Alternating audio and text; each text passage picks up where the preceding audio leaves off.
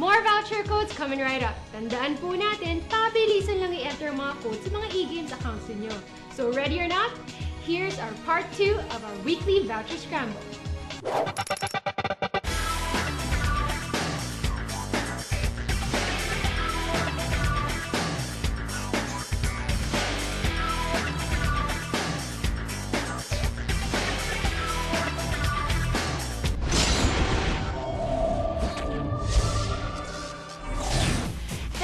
Grunting of the Marines and the sheer oodles of torn flesh greatly added charm to the now legendary StarCraft. Can you imagine StarCraft 2 without the 2? Well, don't be surprised if you don't hear the Marines cuss and see piles of dead meat scattered all over the place in the upcoming StarCraft 2. Especially in countries where there are strict moral codes, just like in South Korea. There are reports that Blizzard is having a hard time getting an audience-friendly content rating in South Korea, compelling the company to create a version without the Marines puffing cigarettes or swearing their asses off. This is coupled by the change of the color of blood from red to black.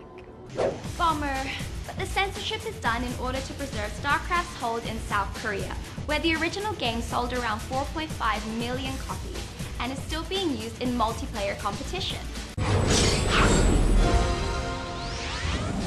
To all Kabalistas dyan, stand up and celebrate dahil ito ay isang lucky night for you guys because we are giving you some tips and tricks on how to take down Monster Boss Patron. Ang pinakamatinding quest sa Kabal Online, madami-dami na ang pinadapa ng Patron quest. Huwag na kayong magyabang at magkunwari. Mahirap talaga ang quest na ito. Teka, paano nga ba pupuntan si Patron? Well, first trek to the undead ground and look for the NPC Rin found in the old house in the south. Then talk to Free na ilang kembot lang ang layo from Rin. Afterwards, make the journey to the Death Giant Camp. Make sure that you are at least level 98 and that you are wearing the best armor and weapon that you can grab. And yes, max on HP and mana pots because it will be a grueling run. Dahil sa first part pa lang, ayan ang mobs. In between mobs, you'll meet area bosses. In order of appearance, nandyan si Pierceblade Periton, Defender Merchant T2, and ang tatlong Prime Crow Knight. How to best fight them? Use the virtues of patience and common sense. Isolate. Hit them with your best friggin' combo. Run and then heal. Repeat hanggang madurog mo sila. Then there's Warrior Flesh Golem. Heto, preliminary ng kung ano ang pwedeng mangyari against Patron.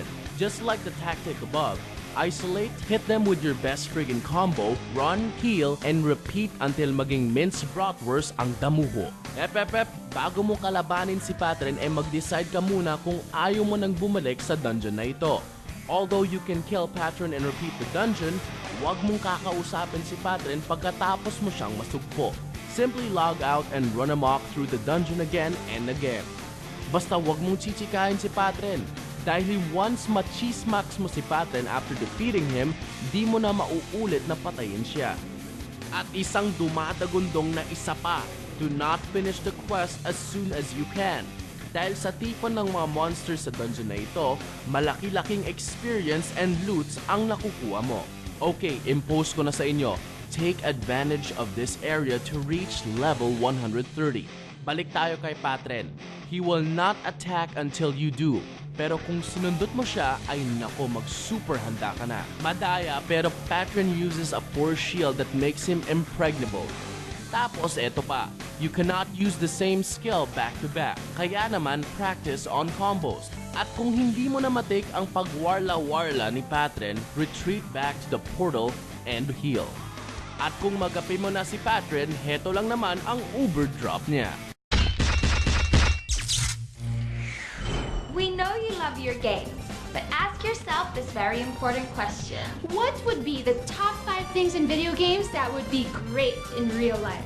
And number 5, pick up money anywhere. Now, if only life system were this simple, nobody will be poor anymore, no? Just whack a random object and cha-ching! Instant lunch money. At number 4, be muscular, handsome, and surrounded by pretty women by default. If things were like this in real life, going out on a date with someone like Jessica Alba would be easier than beating a blindfolded 5-year-old in Street Fighter 4. At number 3, funky threads that do more than just make you look cool. Late for a meeting? Just put on your boots of haste and be anywhere in no time. Although I'm not that sure about the Lucky Bunny band for your poker game. At number 2, multiple lives. Oh crap, you just got hit by a bus. No worries. With respawning, you'll just drop from the sky again and even be invulnerable for another 10 seconds. Just make sure you don't get hit by a bus 30 times, okay? And for the most awesome stuff real life can get from video games, Save points. didn't win the lottery? That's okay, because you can just go back to your last save point and pick the winning combination. So long as you remember to save, wala ka ng problema sa buhay. Unless, of course, your data becomes corrupted.